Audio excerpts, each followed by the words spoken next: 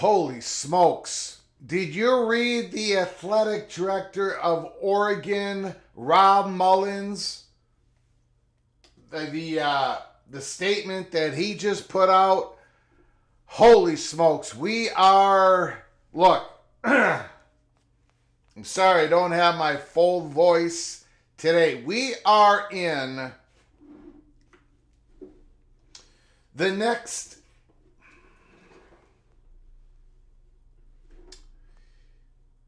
of course, the rest of this year, and then in the first 6 months of 2025, it's going to be crazy. I hope you stick with us here at College Football's Peek Around the Corner. We're giving you the peek. We are giving you the peek that the first half of 2025 is going to be absolutely nuts. And I hope you stay with us. I hope you check us out. If you're new to the channel, welcome to College Football's Peek Around the Corner with your host, Greg Flugar. We cover everything in college football because we love everything in college football. And if you do as well, please subscribe to our channel. Smash the like button. If you like our content, share the video with your family and your friends.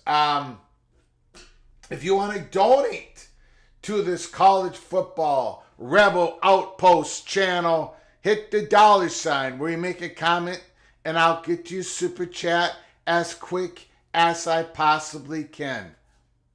Everybody, and I mean everybody, Jeff Morgan, Caleb Ramirez, Kenneth Stromness, even Bearcat Steve, even Horned Frog Mick Stevens, Daniel Gygax, even the Mountaineer himself. All of you are welcome into the studio that sits on the corner of Keith Jackson Parkway and Kurt Gowdy Avenue. Do not be afraid. Do not be afraid to be a legend. With your comments in the chat room and with your phone calls later in the show. Let me take a drink. My voice is going. Let me take a drink. I've been using my voice a lot on this show and talking to people. We put a lot of work in this YouTube channel. Not with the graphics. By the way, I'm feeling good. I'm feeling good. It's just that you guys know how I am. I yell and I scream about college football. I'm on the phone. I'm talking to people. I'm talking to the Evil Badger, Jeff Olson. Good afternoon, Buckeye on a bye. So the voice, I'm not sick. The voice is just not there. Hopefully it recovers by tomorrow night. The Holy War, we're going to be doing a watch party. BYU in Utah. Tomorrow night, what? 10 o'clock Eastern, 9 o'clock Central, 8 o'clock Mountain, 7 o'clock Pacific time. I hope you join us. It's going to be drama. Drama City, baby. And I am the mayor. Marcus Williams is in the house. Xavier Wolf, college football is absolute pain. That is going to be the most accurate statement in the chat room. Bruce Harris is here. Big Lubbock, Stephen McNeely, Nathan, Kyle Visser, Daniel Gygax. Thanks for coming on in. AMAC, Nathan Brown, Tyler Brown. Power 2 versus private equity. Yes. Yes. And there's, of course, people who are looking out for their own interests that are on the private equity side, and it's a race. That's what this live show is all about. It's a race to control college sports. We're going to be focusing on college football. A great article by Pat Forday of Sports Illustrated. We're going to be going through that today in our monologue. Plus other things we have heard. Remember, we started talking about this a while ago. These commissioners are looking for extra cash. They need extra revenue streams. The SEC and the Big Ten are going in certain ways, and the Big 12 is trying to do this, and the ACC is trying to do that. All of them are looking for more revenue to pay for the changes that are going to be going on. But also, there's a power struggle. And the Big Ten and the SEC are using this power struggle to put leverage on their current media partners. Notre Dame is using this power struggle to put pressure. Everybody is using this in their way, trying to figure out, trying to navigate the future for their best interest, be it the institution or the conference or the media partner. But there are outside forces knocking on the door. And the Big Ten and the SEC are using those knocks on the door to possibly, maybe, get an entire new media deal done, signed, sealed, and delivered. and then they're going to have to give something back. We're going to talk about all of this. And Notre Dame is on the side that is combating the Power 2. Make no mistake about it. It's going to be crazy. This is Cloak and Dagger at the very highest level of college sports. And we're going to be talking about it today. We went through all the football games. We made our picks. We've broken everything down. We know how dramatic this weekend is. College football, week 11. Today we're going to be talking some Cloak and Dagger. For weeks, Greg, you've been talking football.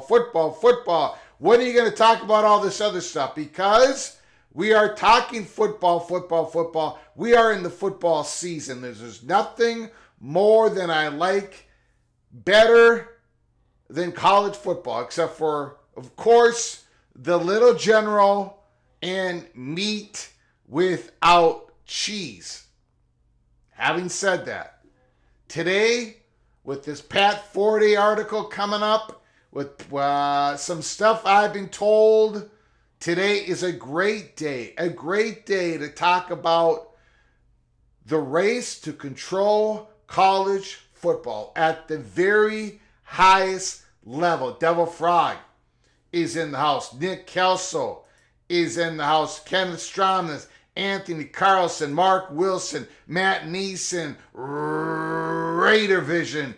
Daryl is in the house. Thanks for coming on in. Utah all the way. Utah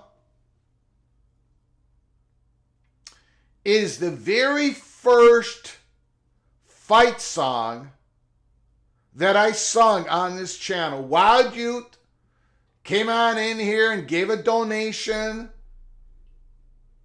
Now we've changed the rules. I will sing your fight song if you donate during the week before your game, if your team wins and your team was an underdog. But back then, I would just sing any old time. Wild Jude gave me a donation to sing Utah Man. I think it's called Utah Man or something. So that was the very first fight song that I sang on this channel. The very first fight song that, went pear-shaped. Dave Valensky, Sky, you ma, gotta win tomorrow. And I think the Gophers are a little battered up. I think they're a little sore. I don't know. Well, hopefully we get ready. A happy Friday. Nick Kelso, the big Lubbock. Holy smokes, throwing an elbow at TCU. My goodness. The evil Badger. Ryan Willie's in the house. Jonathan Price, Dave B, LSU, go Tigers. Going into an elimination game against Alabama. I'm addicted, Greg. Talk to me. I'm going to talk to you in a moment. I'm going to talk. Joaquin Morales. Hey, Greg, PATC family. Don't forget to smash the like button. Thank you so much, Joaquin. I appreciate it. Okay, so let's get into it.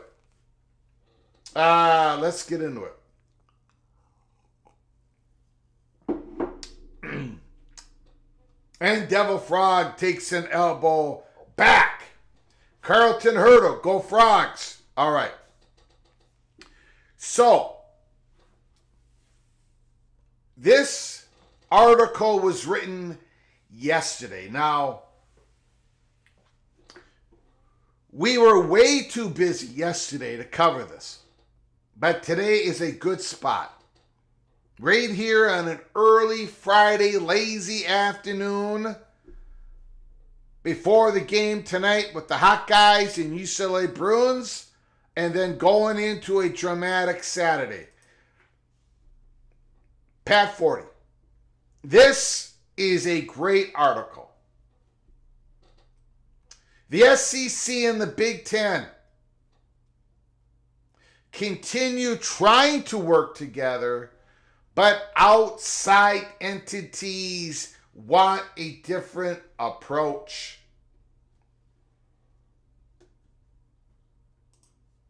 in the never-ending journey to find more money as college football hurdles towards a major reallocations of its resources, leaders appear to be exploring 3 different tracks. Number 1, the Southeastern Conference, the Big Ten power play.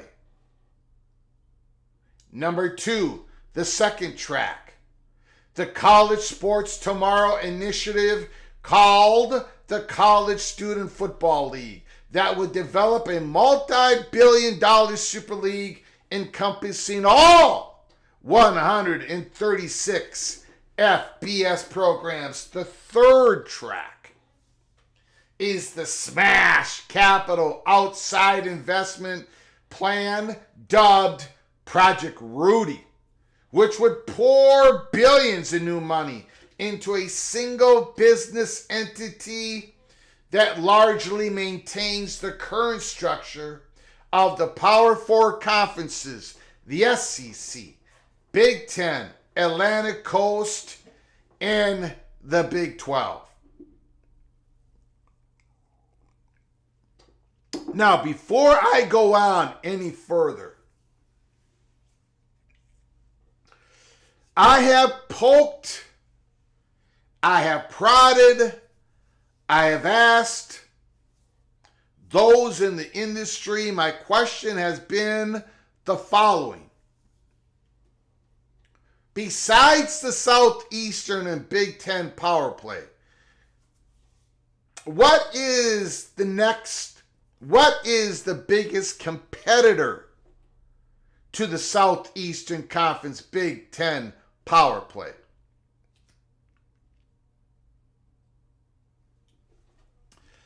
It's interesting because I thought for sure it would be a complete, like it would be decisive, that it would be the Smash Capital Outside Investment over the College Sports Tomorrow initiative. Now, it is the second chalk. It is, when it comes to the possibility of an outside entity carving themselves into and defeating the SEC Big Ten power play, it is the Smash Capital. But I have been told that the College Sports Tomorrow initiative isn't going anywhere. That has good support behind it. Powerful support behind it is another word I should use. So it is definitely a 3-track, 3 different roads.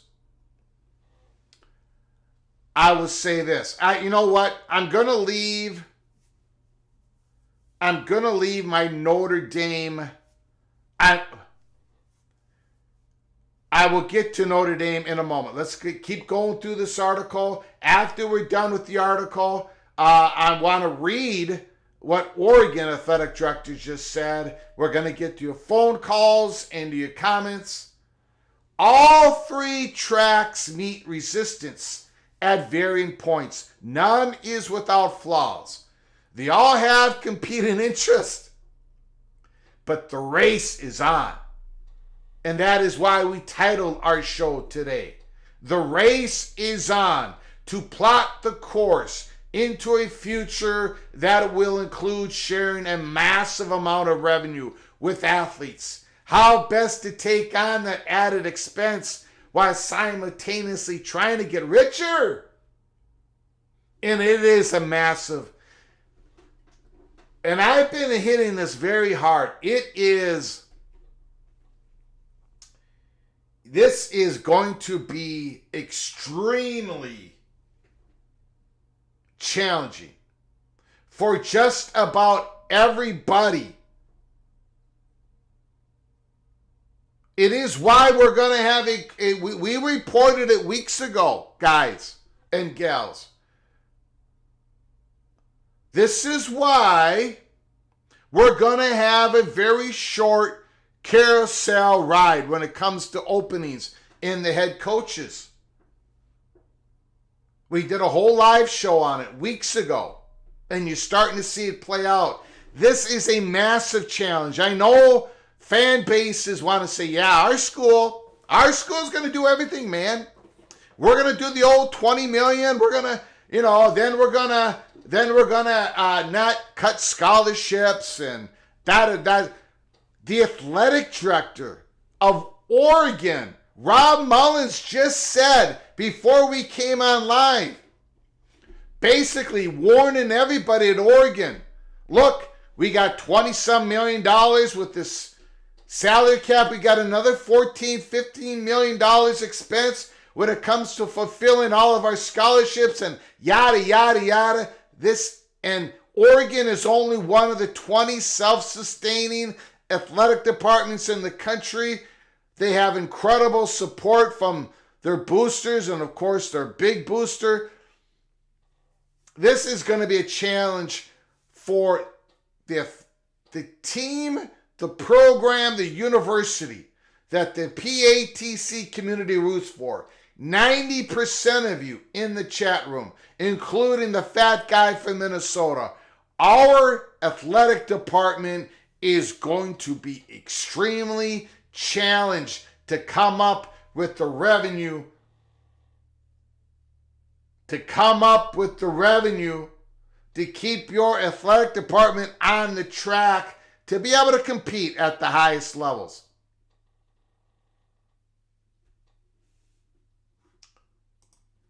Industry sources tell Sports Illustrated. This is PATC money shot number one. Not the only one, but number one. They believe the SEC and broadcast partner ESPN are honing in on talks that would alter the conference scheduling while potentially enhancing its media rights revenue. Sources told Sports Illustrated, SEC and broadcast partner ESPN are honing in on talks. They're getting busy. They're getting serious. It's going to alter the conference scheduling while potentially enhancing its media rights value. It's going to have to. Specifically, the alleged plan revolves around an SEC Big Ten scheduling agreement that would produce annual matchups between the two leagues. The presumptive accompanying piece of such a move would be the Big Ten and broadcast partner Fox sharing some of that game inventory and producing more money for the conference as well. Honing in. Now remember, ESPN has been basically more, I don't know what word you want, hesitant? ESPN has been more hesitant to give SEC a little bit more money for that ninth conference game. Well, now they're starting to hone in on this issue. And why are they? Why ESPN is getting more serious about this. We're going to get into it, but it has to do with track 2, track 3, and outside entities because they keep knocking on the door. They keep knocking on the door and they're not going anywhere. Big money outside of the current college football world. They're not going anywhere. ESPN and Fox, are they scrambling? Adding marquee games could be a vehicle for the leagues to open up contracts in pursuit of more revenue. From a network perspective, the benefit would not only be high-rated games, but a chance This is PATC money shot number 2. And this is what we were told November 8th. This is what we were told 3 days ago here at Peek Around the Corner. The benefit would not only be high-rated games, but a chance to ask for more years on the existing deals with those leagues, further boxing out potential competition from streaming services eager to become more established in the college sports market. Now, we're going to get back to the article. We're going to get back to the article. I just want to stop right here, because that was money shot number 2 of the article, and it is an important one. The Big Ten still has 4 years left on their media deal with NBC, CBS, and of course Fox and Peacock. They still have 4 years left. The SEC, this is the first year of the SEC's new media deal.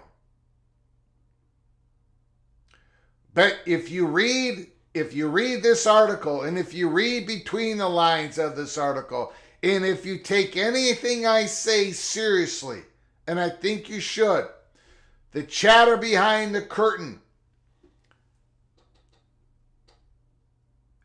the Big Ten and the SEC are using the knocks on the door, the pressure from outside entities.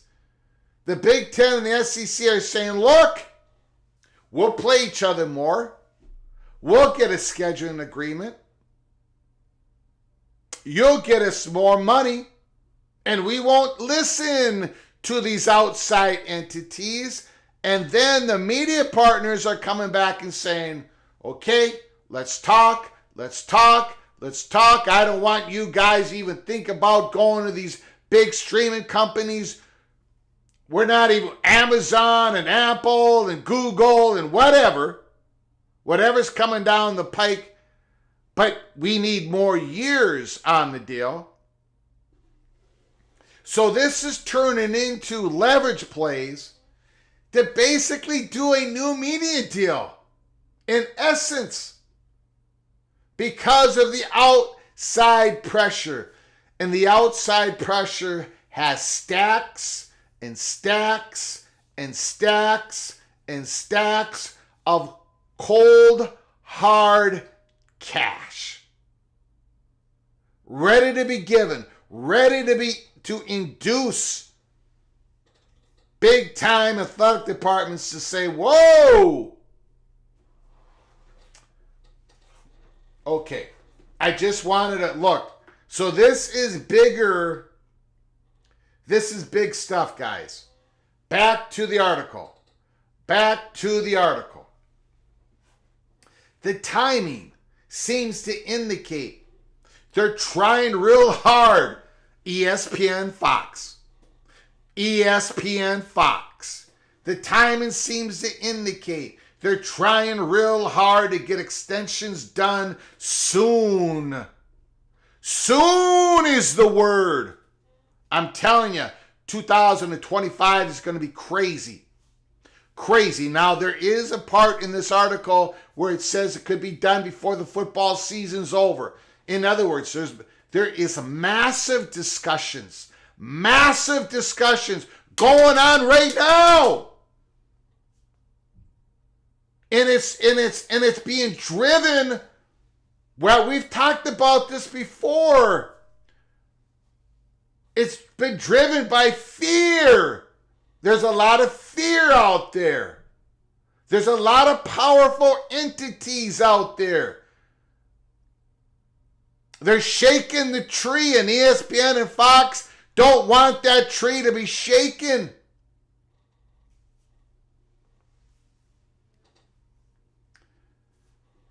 The timing seems to indicate they're trying real hard to get extensions done soon. One industry source tells I would say even before the end of the year. However, another source says the timeline for the SEC and Big Ten to enter into a scheduling agreement is more likely to extend into 2025. And this is what we've been told. There's about 6 big monster events that look like they're going to be happening in the first half of 2025. That's going to affect every conference. They've all got their own initiatives going on. The ACC does. The Big 12 most definitely does. An ESPN spokeswoman declined comment Thursday. However, a source familiar with the network's plan says there is no truth to a potential renegotiation by ESPN with the SEC. I'm going to say this, and I've often spoke about leaks. There is no entity in college sports that leaks more than the media partners, than the media companies. And I've told you guys this before. This is why we knew here at Peek Around the Corner that the Pac-12 was basically dead in the water. It is why we said on February 24th of 2023 that shock was the Big 12 was going to be able to poach, and then it finally happened on July 27th when Colorado made the first move. It's because the media partners leak. And I'm telling you something. And I mean no disrespect at all to the spokeswoman at ESPN. But I would challenge that statement. I would challenge that statement. The backdrop. The athletic directors from the two leagues met in Nashville in October as part of the SEC Big Ten Advisory Group that was formed early in 24. While no major announcements came out of the meeting, it reinforced the belief that the two richest and most powerful conferences in college sports were working together to further distance themselves from everyone else. One source says the leagues directed their member schools to hold off on completing future non-conference schedules in order to accommodate games against one another.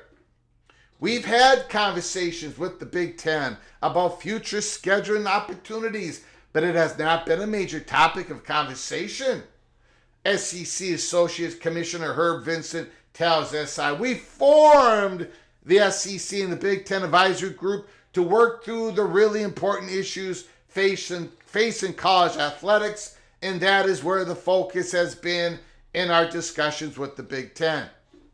As you can see, public statements, even private statements, the SEC and the Big Ten are walking very carefully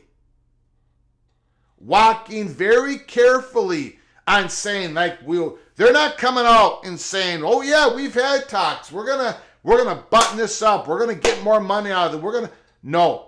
Publicly, they're putting a different public face on what is truly going on behind the curtain. That is probably for legal reasons. Allegedly.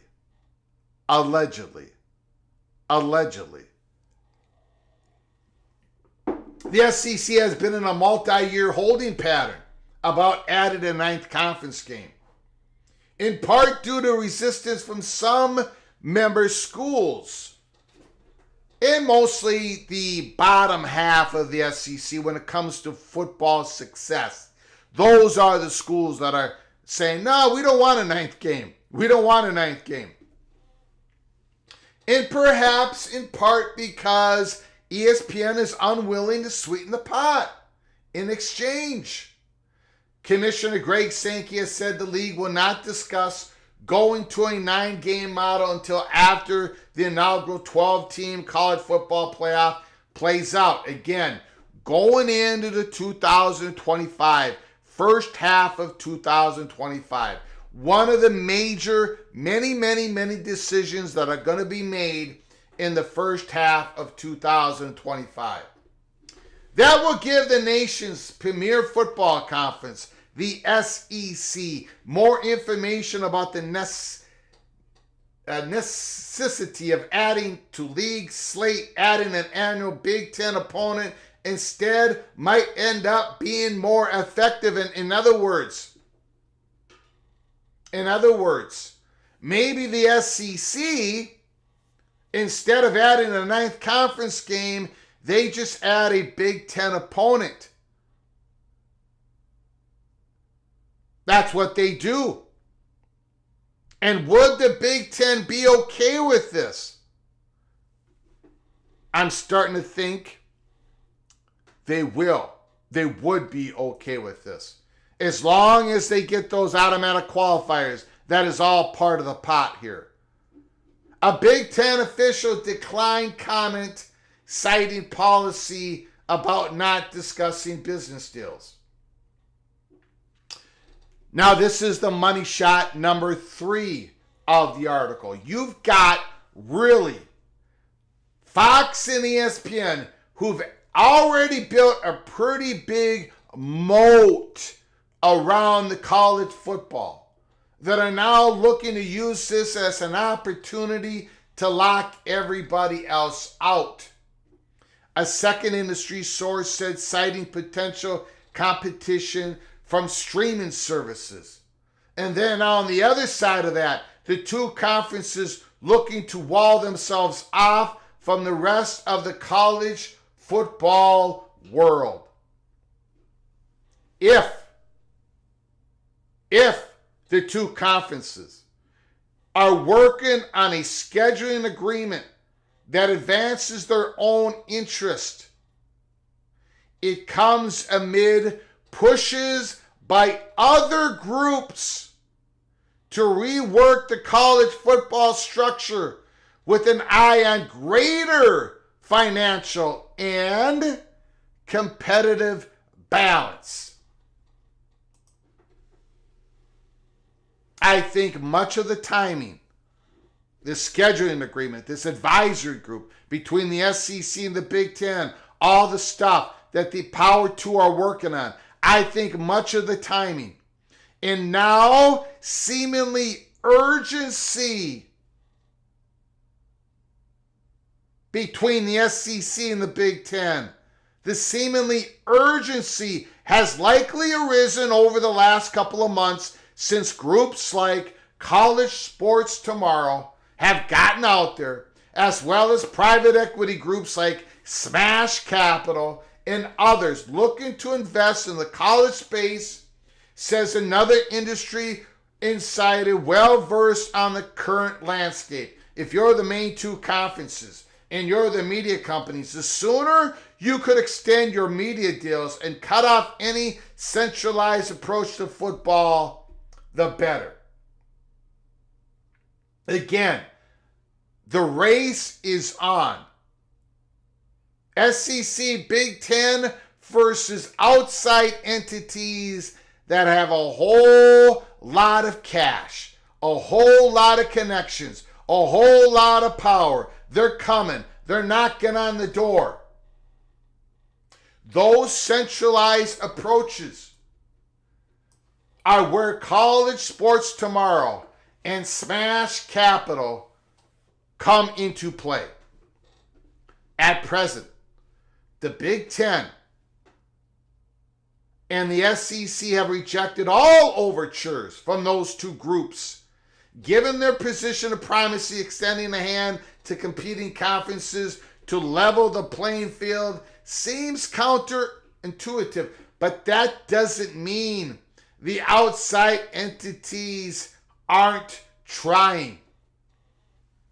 ESPN first reported this week that Baylor president Linda Livingston, a prominent voice in college sports space, sent a letter to presidents and chancellors nationwide, inviting them to gather in person in Dallas next month to discuss models for the future of college football, specifically in college athletics overall.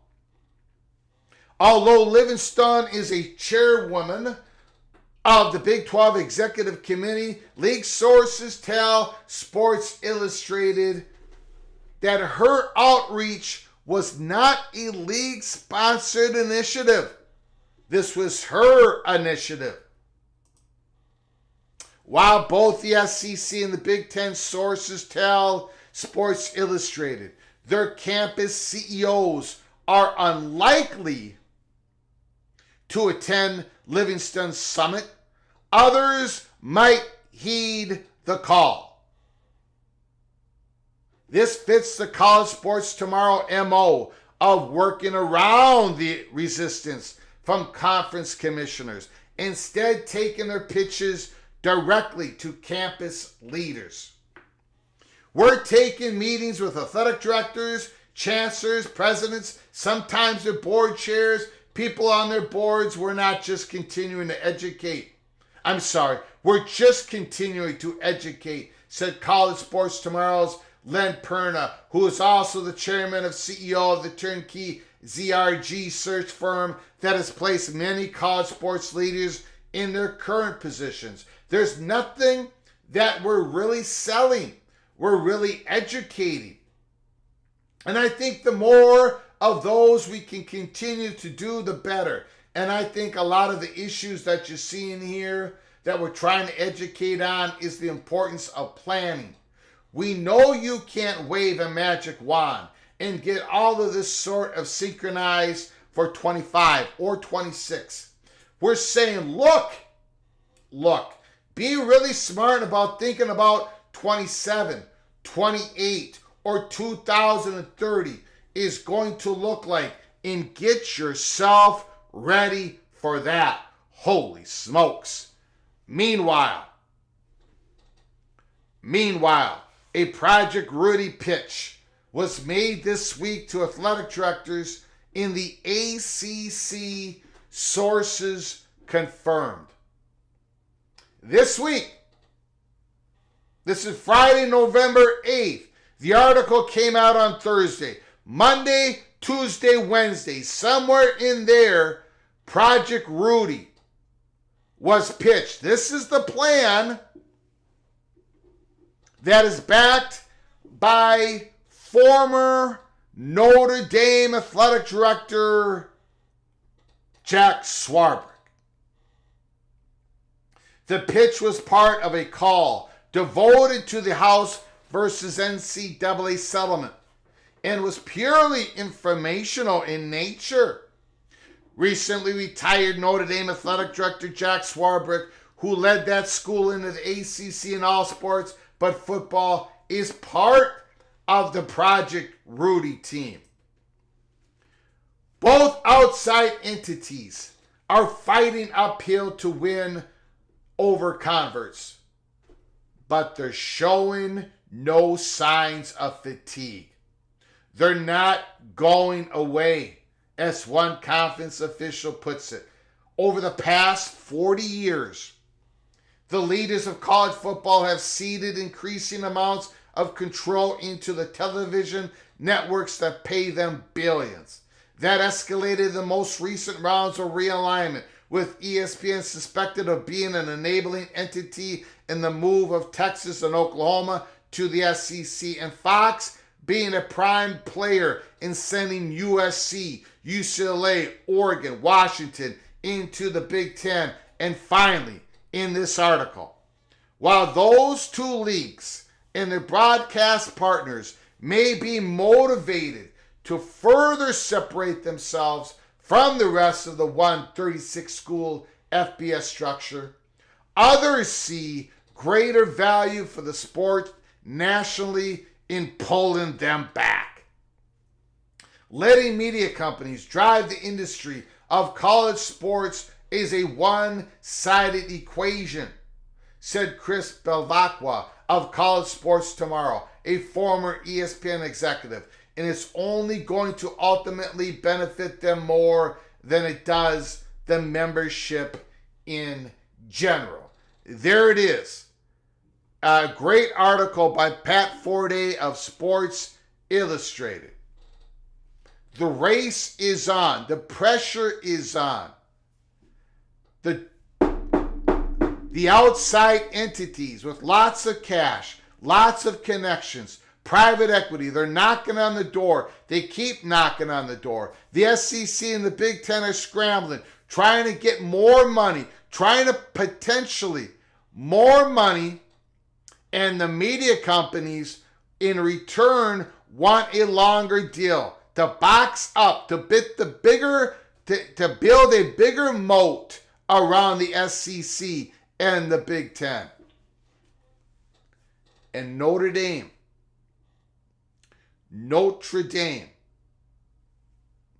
they're not part of the scheduling deal between the Big Ten and the SEC.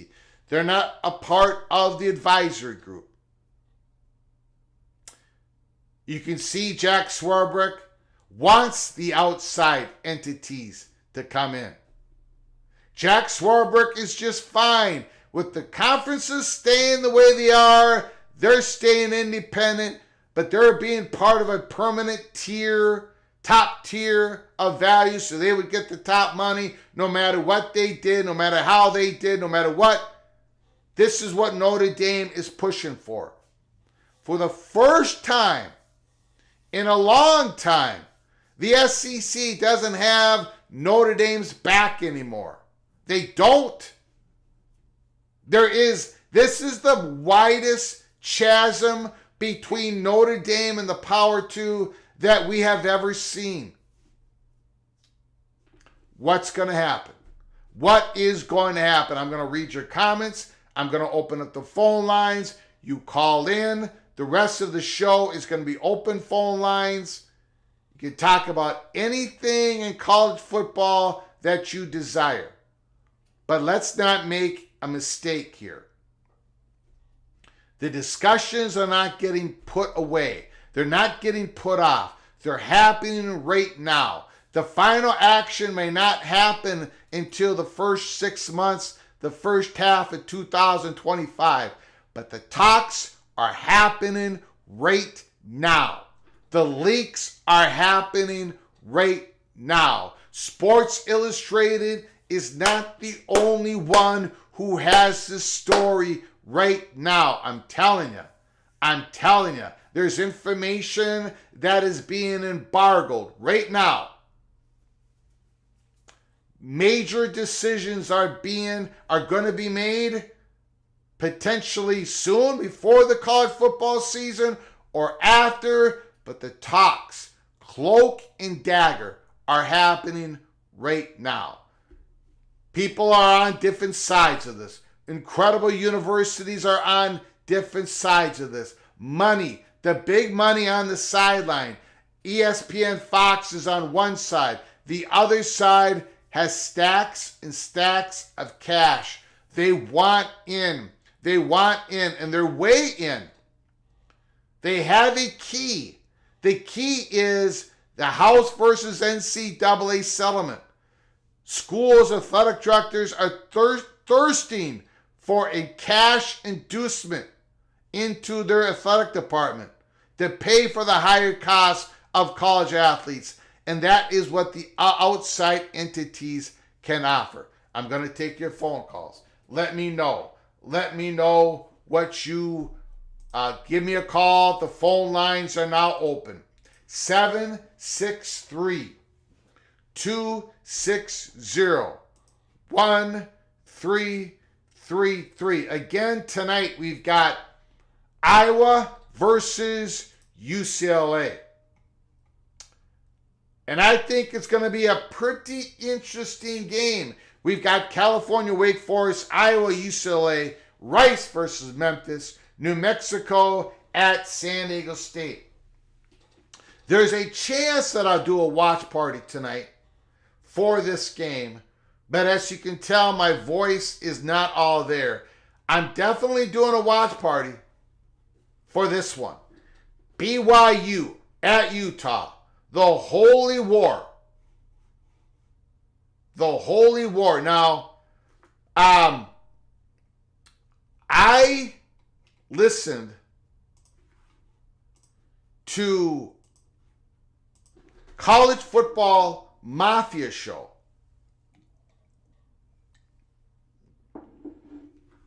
By the way, is the audio okay? Is the video okay? Give me a Y if it's okay. We made another adjustment before we came on live. I didn't know if it was going to go pear-shaped.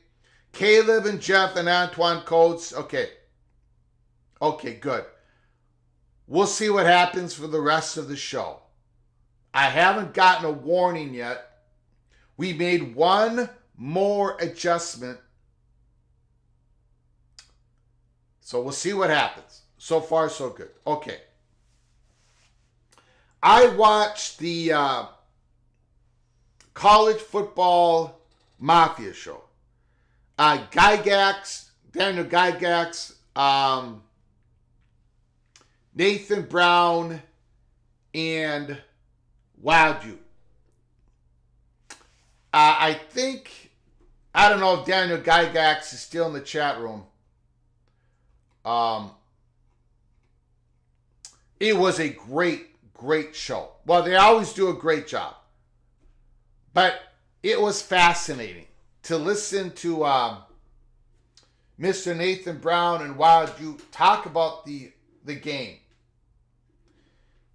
and their expectations. And first, Wadu talked about how Utah's been struggling. They haven't won a game in so long. They've lost 4 in a row. Their offense is anemic. All this stuff. But they really have nothing to lose, right? They have absolutely. It would cure it. A win over BYU would not take away completely the disappointing season, but it would help a lot if they beat BYU. And Wadu talked about how the fan base is being very cautious. They're not talking a lot, not on social media. They're keeping quiet because, look, they're not playing good. They're not expected to win. And then the conversation went to Nathan Brown. And it was very interesting because he first talked about the BYU Cougars fans having PTSD. And he talked about how we are in this big position. We are playing rival Utah. It's always a close game. It's going to be a huge challenge. We're expected to win, but it's going to be a huge challenge. We're focused and everything. But then Nathan Brown said, but then everything changed. Everything changed. And he doesn't know the effect on BYU.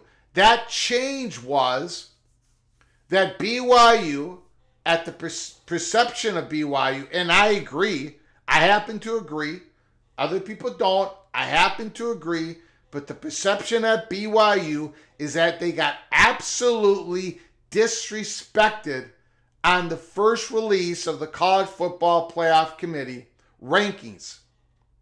They got disrespected. ESPN, they literally laughed at BYU's position. When McElroy was trying to argue that BYU should be placed higher, they got laughed at by some of the panel on ESPN. BYU got disrespected. I mean, here they are, having an incredible season. If you want to rank them 9th, fine. 8th, fine. 7th, fine. But the exposure, here they are. They're going to be listed in the top 12 of the first rankings. And they're the team that is getting laughed at by the panel. So, according to Nathan Brown, that changed everything. In other words, the game went from a big, massive rivalry game, the Holy War, Utah versus BYU, to something even bigger. More distractions, as Nathan Brown says. BYU, not only do they have to go into Salt Lake City and beat their rival, a very good defense, a team that's going to play, give all their emotions, and not only does BYU have to go do that, but they're really going to have to show out. They're going to have to play. They're going to have to demonstrate. They're going to have to show that they deserve a higher rank in the number 9. BYU is not only playing for themselves, they're playing for the Big 12. That's a whole lot more pressure. That's a whole lot more distractions. Wild Jute, Nathan Brown, and Daniel Gygax talked about it. And it was an incredible show. I don't know when they produced it. Go to the College Football Mafia YouTube channel and go check it out. You'll be able to find it. I think they might have produced it, I don't know, Wednesday maybe or Tuesday. I think Wednesday. But, you know, they went into, and we talked about it. We talked about it on our Monday live show. I mean, BYU is only 3 places ahead of Boise State. I mean, if BYU trips up anywhere before the Big 12 championship game and wins the Big 12 championship game, would a 12-1 BYU Big 12 champion be rated ahead of a 12-1 Boise State champion, Mountain West champion? Right now, it doesn't look like they would be because they're only 3 spots ahead of Boise State. And if they trip up against Utah, a 4-4 team, there is a lot of pressure on BYU. Suddenly, there's even more pressure on BYU. And it's the distractions going to get them. Anyways, very interesting conversation. Again, give me a call, 763-260-1333, 763-260-1333. Michael Smith, BYU hasn't won in Salt Lake City since 2006. Wow. Devil Frog, with business partners like ESPN, why does the Big 12 need enemies? Clint Moses, Big 12 athletic directors are incompetent. Your mark hands are tied. The SEC and the Big 10 don't want those ADs holding them back.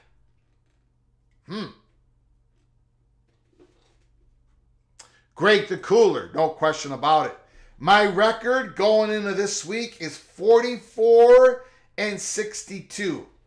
And you geniuses are 45-61. So you geniuses are 1 game ahead of me. But I got a feeling that Greg the Gold is going to step in. I got UCLA tonight. I got UCLA covering tonight. Plus 6.5. Now, Ethan Garbers is going to have to run for a few first downs. He's going to have a hot night passing the ball. They're not going to be able to run it against Iowa. But I think Iowa's offense that has been humming, the great Caleb Johnson, the great running back, I put his statistics out there. I think they're going to get slowed up a bit tonight. Caleb Johnson, 19 touchdowns. 1,279 yards, a 7.5 yard average. Holy smokes. What a beast. What a beast. Going to be an All-American this year, along with Ashton Genty, the great running back of Boise State. Those 2 running backs are going to be your All-American. Kansas puts Greg the Gold over the top this week. I do got Kansas. I got Kansas. I have been waiting for Iowa State Cyclones who I predicted to come in third. I predicted a really good season for the Cyclones. But there is no question that they are slipping right now. I think they're unable to put the foot on the gas pedal. I think they've ran into some sort of wall. I don't know what it is. If a Cyclone want to call me, if Matt Neeson or anybody, any other Hawkeye fan, Stormy Cyclone, anybody else wants to tell me in the chat room or with a phone call, let me know. But something isn't right with Iowa State, so I got Kansas. Marcus Williams, nah, you're Greg the Cold. Not this week, baby. Not this week. Okay, give me a call, guys. Good afternoon, Phlegarians and Rock Chalk. Lorenzo Haynes, funny part of all this, I've argued with Pac-12 ACC fans about what other power conferences needed to do. Now, again, I'm not reporting anything. Nobody has told me anything about the possibility of this happening. But if there is a deal struck, if there is a scheduling agreement between the Big Ten and the SEC, so that brings on a whole bunch of more cash. That extends their media deals with ESPN, Fox, CBS, NBC, respectively. If all of that happens, then of course the small chance of a Super League diminishes even more greatly.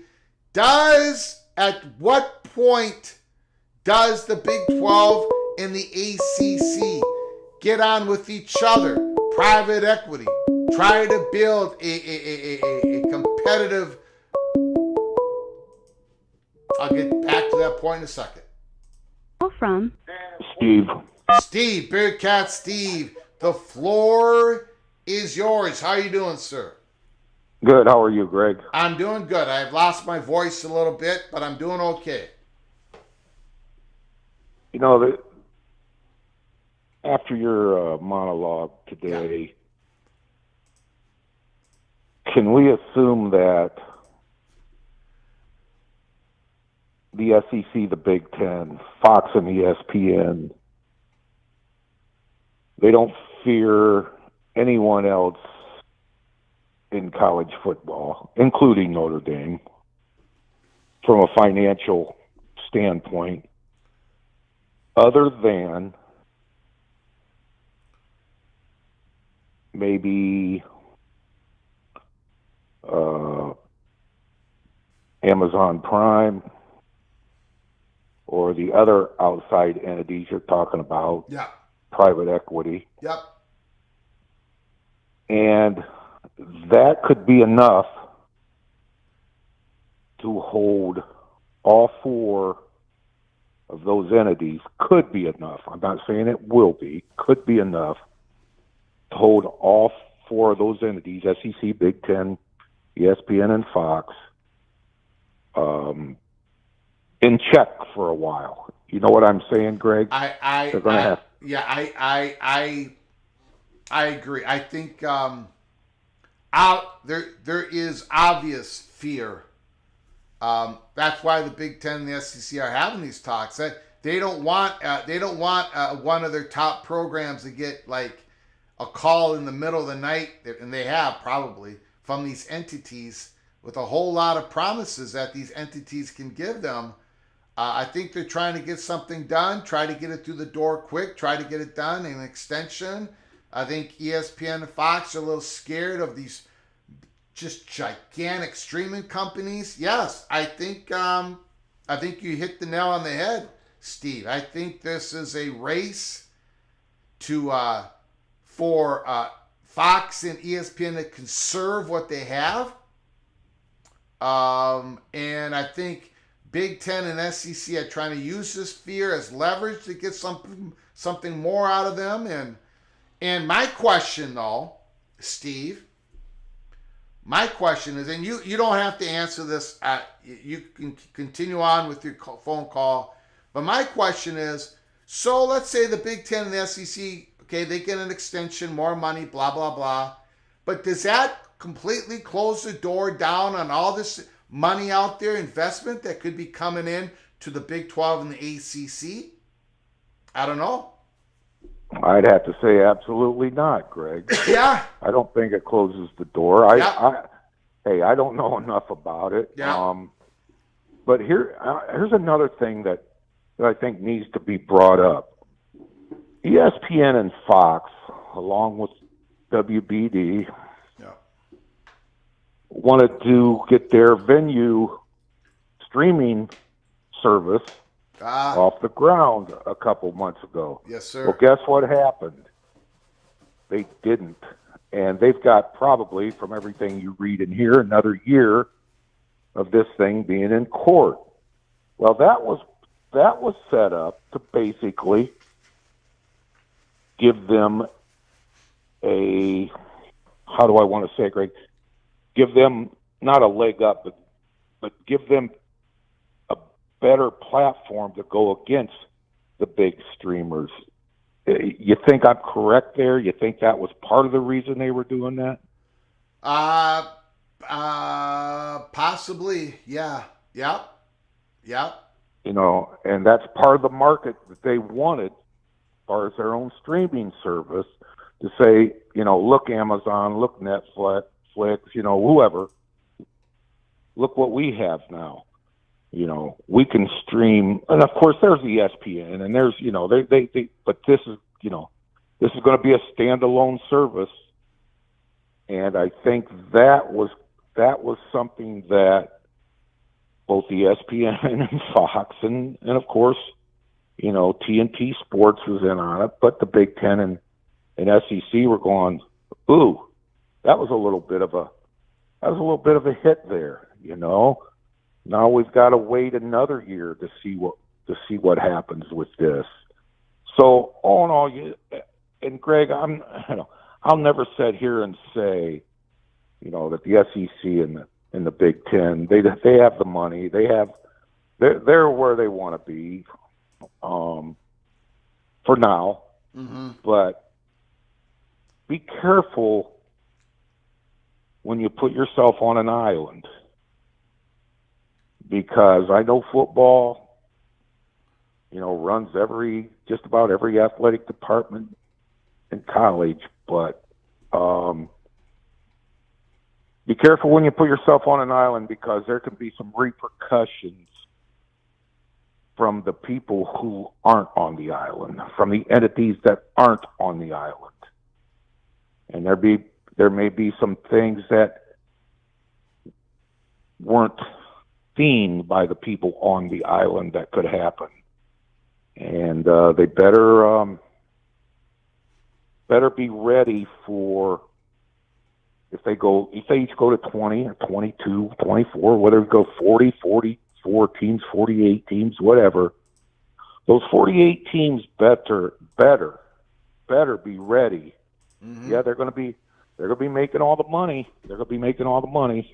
That's great. That's fine. That's what it's all about. That's what you're supposed to do in America. You're supposed to make all the money. But you better be ready for some repercussions that could be detrimental to what you're doing. Other than that, Greg, the other thing I wanted to say, Greg. Yeah. Where I am, of course, I've watched college football all my life. Yeah. From where I'm sitting right now, it's a travesty that BYU and Utah are put on at 10:15 Eastern time. Shame on Fox or ESPN for that. That's you know, at worst, I know a noon game's too early for them to start out there. That's 10 o'clock. Yeah. There's no reason not have them on at 3:30 on at least ESPN. No reason whatsoever.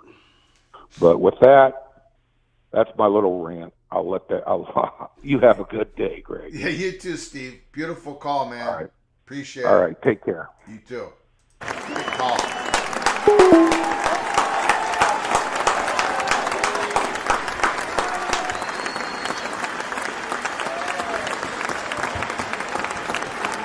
Great call by Bearcat Steve. Yeah, I mean, nothing stays the same, right?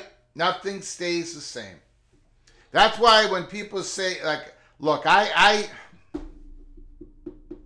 don't want to go down that rabbit hole, but I always say forever is a very long time. So,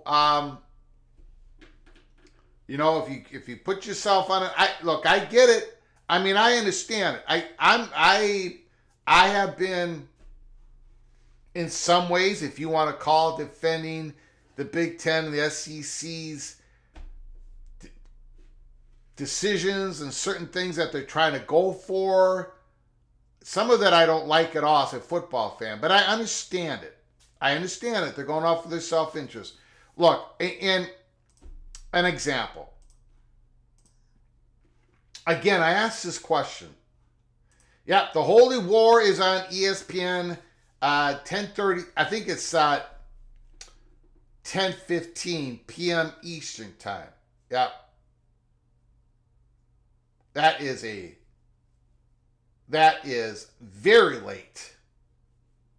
Very late. Holy smokes. That's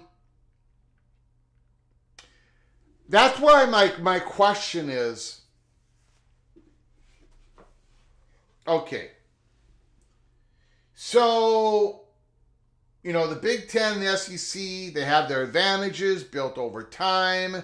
They're trying to push their advantage. Okay, blah, blah, blah. We've talked about it over and over and over again. My question is this, though. If the Big Ten and the SEC, they make this scheduling arrangement, they both get some more money. If you want to call it a new media deal or just an enhanced media deal, whatever, semantics, they get more money. At that point in time, they're locked up for more years. Does the Big 12, do they act like the SEC and the Big Ten and only focus on their own interest, in which they may believe they have an advantage over the ACC? They wait for the ACC implosion, or the Big 12 gets private equity in to be able to, because they're more stable, and they use that private equity to buy in and to bring in a Florida State, Clemson.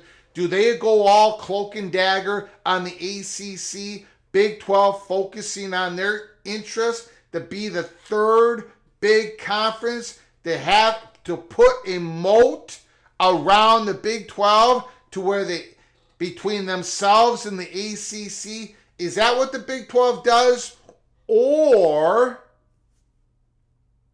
does the Big 12 say no more knives, no more cloak and dagger? Nope, not in this world in which the Big Ten and the SEC might have separated themselves a little bit more from us. Now we talk to the ACC. Now we talk with the ACC. Now we combine forces. Now we bring private equity in. Now we have our own scheduling agreement. Now we do our own little tournament, whatever, mid-season tournaments in basketball, whatever, right? Is that what the Big 12 does? Take away the knives, take away the cloak and dagger, and start building something with the ACC to counteract? Or do they just look out for their own interests? Let me know.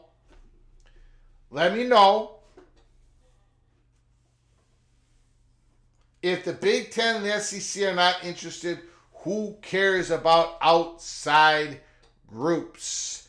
The Big Ten and the SEC obviously no longer care about the rest. Stephen Vitt, the Big 12 and the ACC might as well be a tag team if the Big Ten and the SEC will be one. Mr. J. Hawk, there is a lot of potential eyeballs in the ACC land. Next move is brand consolidation. Jay Chapman, RFR Max says the Big Ten and the SEC should work together. You know, Mr. Bearcats, give us a call. The phone lines are open, 763-260-1333. Bearcat Steve asked the question, you know, is there fear? Is the Big Ten and the SEC, yeah, there is. But I think the biggest fear is Fox and ESPN's standing, right? Because there are other entities out there that have more cash than those two. Amazon, Apple. You know what is interesting and what I got my eye on is how successful. Who's that guy who's fighting Mike Tyson? Logan something another.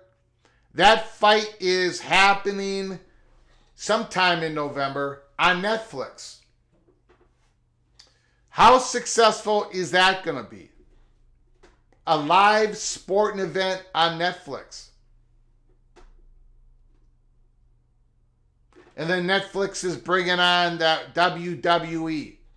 But is Netflix going to be a player finally to get into the college football space? You've got a whole bunch of companies. Now, I know Netflix doesn't have a bunch of money on. They're a little extended right now, but.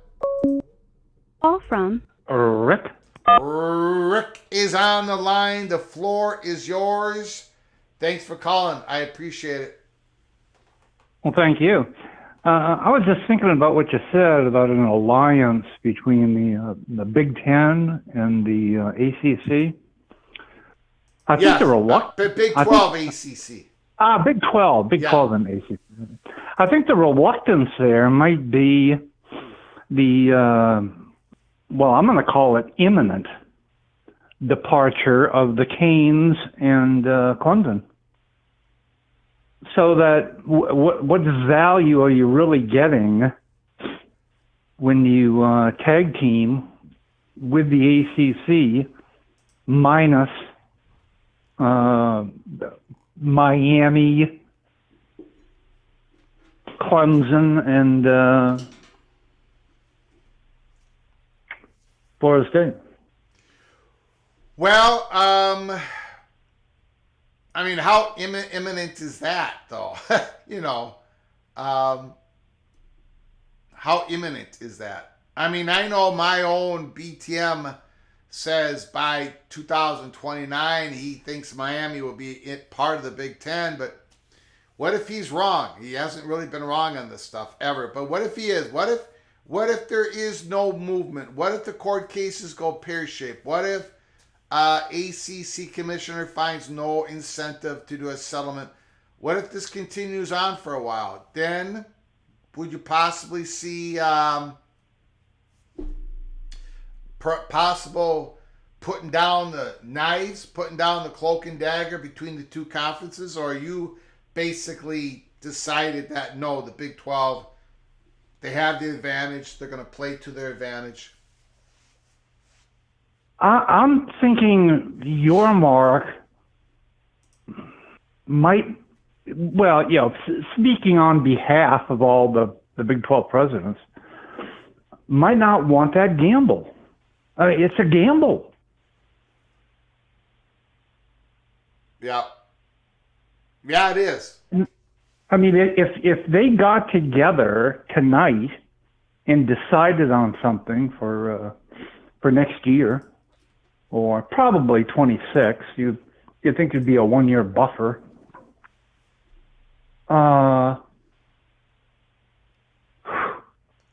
That's a gamble because what the Big 12 is buying, I mean, you're buying the 3 schools I just named. You're not buying the what's left over. Yeah. I mean, I essentially agree with you, but I just... It's almost the same. It's almost the same as saying, what's the value of the Big Ten without Oregon, Ohio State and Michigan. Or Penn State. What's the value of the Big Ten then? Yeah, I see what you're saying. So that was all. It was just something to think about. Yep. All right, man. Appreciate it. Yeah, thank you. Great call, Rick.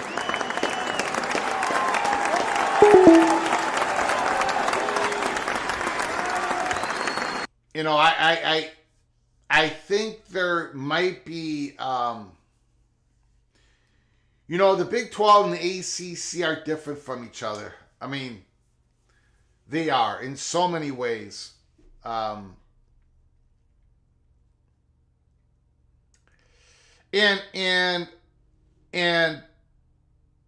Brett Yormark, I think, is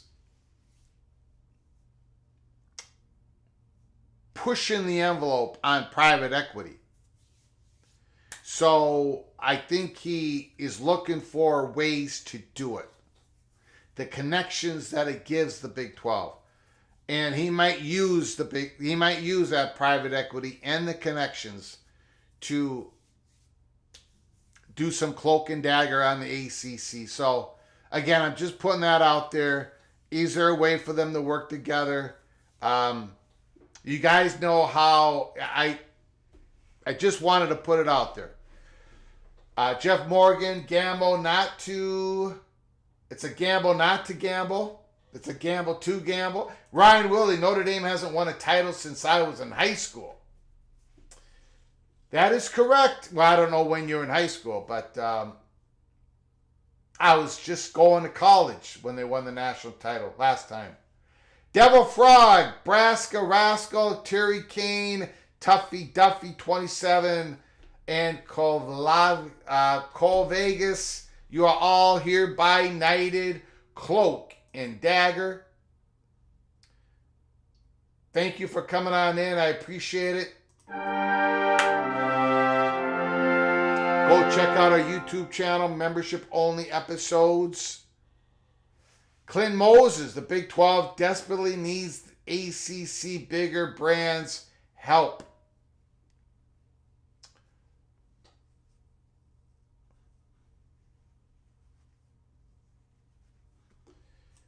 Mr. Jayhawk, biggest basketball game of the season tonight is the Big 12 and the ACC. Lawrence will be a rockin'. Don't come a knockin'. Oh my God! Ryan Willie won't get Netflix.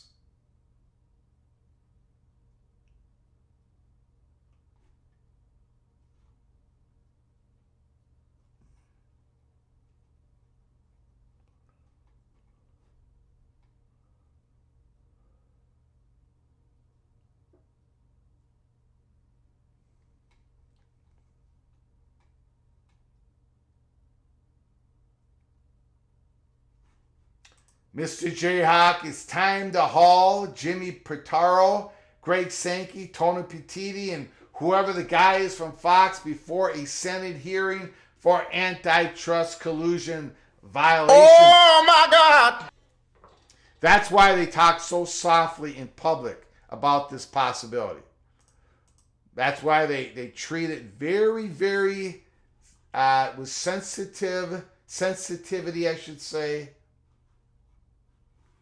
Gophers and Badgers in Madtown this weekend for 2 in hockey.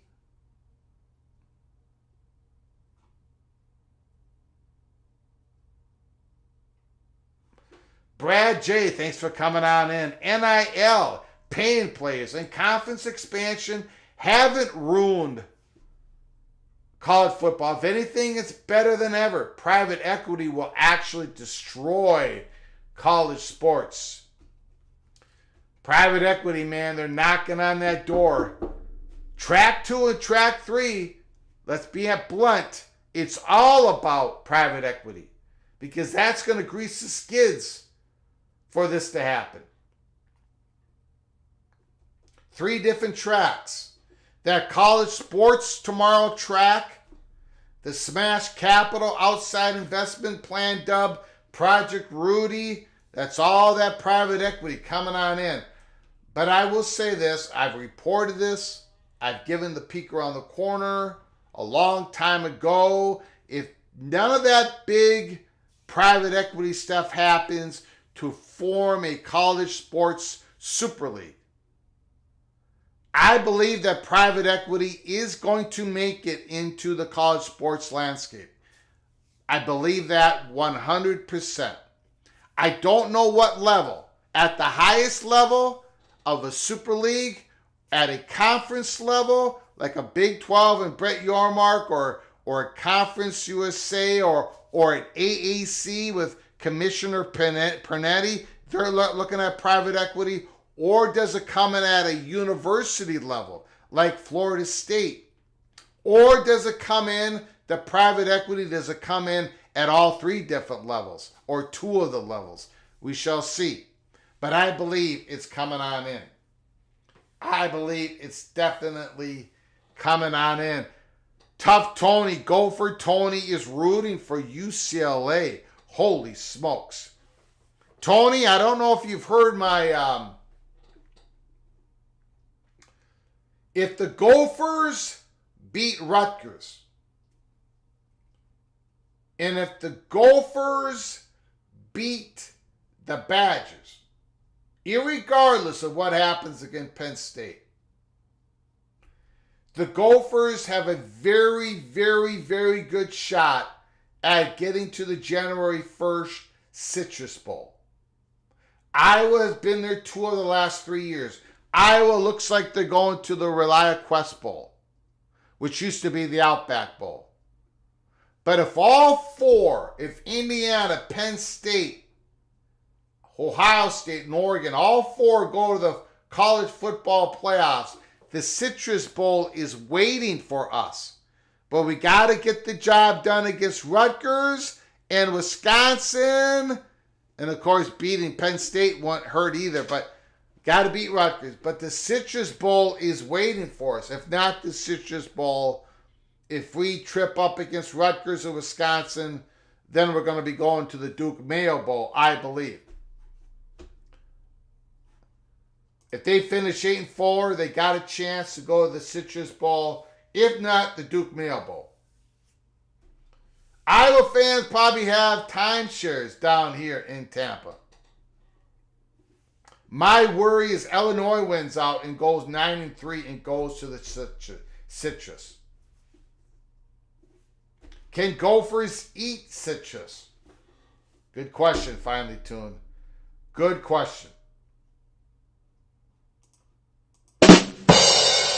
All right, phone lines are open. 763-260-1333. 763-260-1333. We've talked about it. Call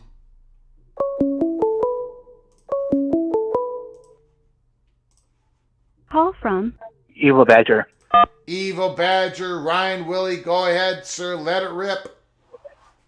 Well, I'll start with Notre Dame first. Got it. I believe that Notre Dame is no longer as influential in college football as it used to be. They haven't won in almost 40 years. And I personally despise Notre Dame more than Minnesota. Because my older... glad. Look, I'm happy to hear that there's something else out there that you despise more than my beloved Golden Gophers. Thank you, Ryan. Continue on. Continue on. And that's because my older brother told me that Notre Dame was so great, and I'm like, yeah, right. But getting back to why I really wanted to call in is that depending on how the games go for the Badgers versus Oregon and Nebraska, I might concede that little wager that we have. What was that? That if the Badgers lose Axe, I buy 20 memberships. and that if you go first, then you hit the thing on Wisconsin. Okay. I'm getting an echo. Do you have me on in the background? I can turn it down. Yeah, that's confusing me. I hear your voice, and I hear your voice again, then I hear my voice, and all right. So Okay, turn it down. Yeah. So can you repeat what you just said again? Depending on how the games go versus Oregon and Nebraska, Yep. I just might concede that the leader that we have for the Axe. Yeah, look, no matter, I look, this is how I feel about it. No matter how Wisconsin looks for the next couple weeks in Minnesota, that game for the Axe is going to be close. It's going to go either way. It doesn't look like Wisconsin's going to have as much juice for that game as Minnesota. But, Wisconsin still has the overall talent advantage on Minnesota. We'll see what happens. But I think it's going to be a close game no matter what happens for Minnesota and Wisconsin these next 2 weeks. That's my feel on it. Well, if Minnesota does win back the Axe, I will buy 20 memberships.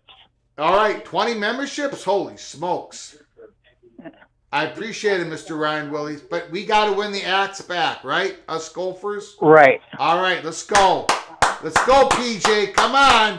Do this for me. Thank you, Ryan Willie. I appreciate it. Appreciate the opportunity. All right. Appreciate your generosity. So All right, thank you for letting me call in. Yeah, I appreciate your support of the All right, channel, bye. sir. All right, thank you. Great call. All right, Gophers, you got to get it done. You got to get it done.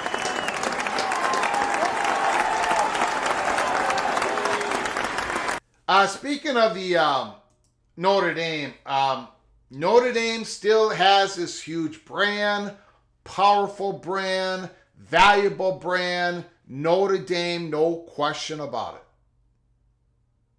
But their influence, like Ryan Willie said, has diminished because the conferences are obtaining more and more power in how college football is conducted.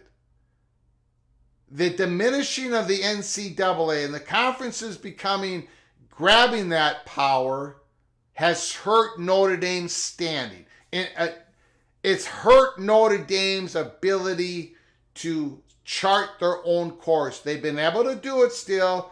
They've been able to maintain their own course. But it is, I've said this for a couple of years, the walls keep closing. Now, Notre Dame is still going to be able to schedule games against Big Ten and SEC teams. They're going to continue to be able to do that.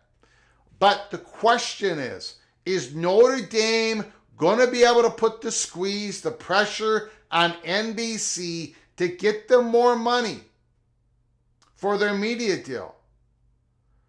They have a sliding scale media deal. In other words, they've got to keep a certain amount of top tier games on the schedule to get their top dollar from the NBC deal.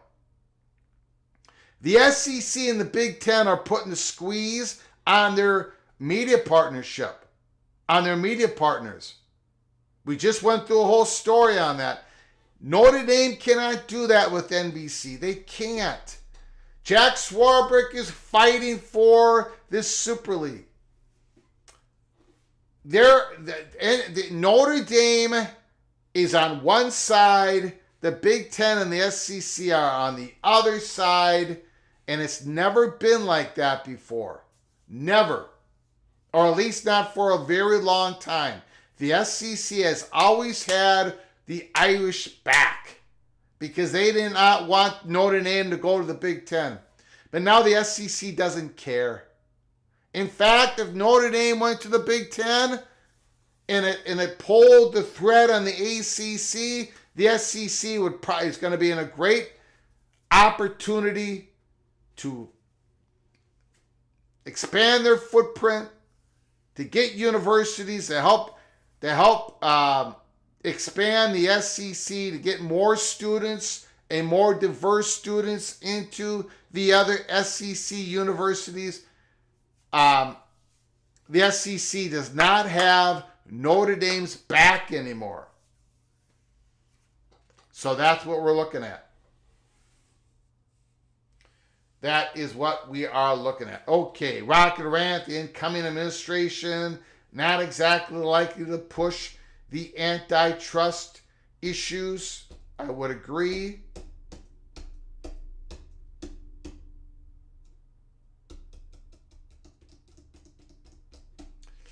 Tom DeBay, might the pause on the UConn Big 12 be tied to these movements? Governor Lamont is a billionaire who made a fortune in the cable media industry. Greenwich hedge funds, private equity firms could be allies. I got to be careful what I say here. UConn, the addition of UConn, said this before,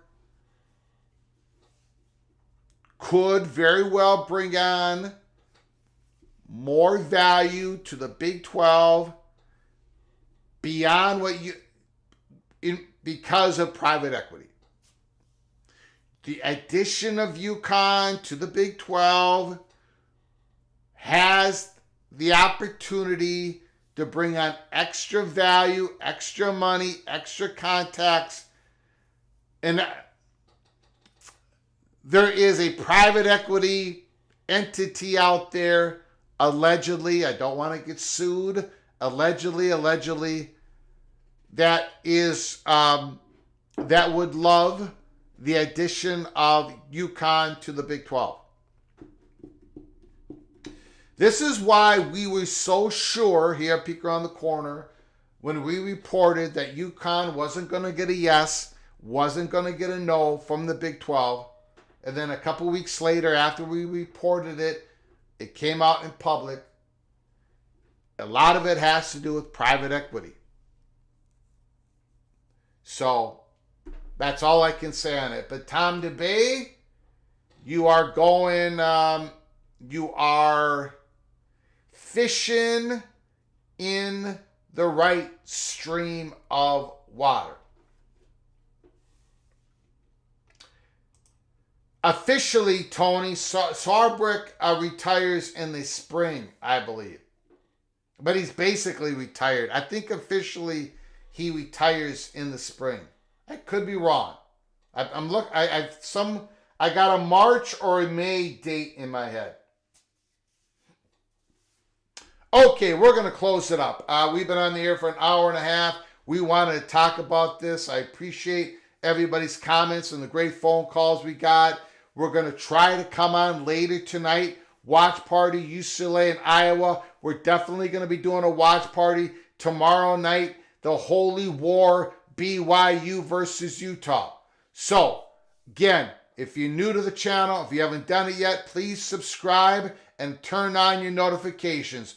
We could, if I can line it up, we could be doing a live show, watch party, Iowa, UCLA, but we're definitely going to be doing a watch party. Utah, Utes versus the BYU Cougars, Holy War, holy smokes. Come and join us tomorrow night. And we're going to be on somewhere during the day Saturday to do post games before we do the watch party. We are very busy here at Peek Around the Corner, so come join us when you get a chance. Until next time, from all of us at College Football's PATC to all of you, please, you all take great care of each other. Thank you so very much.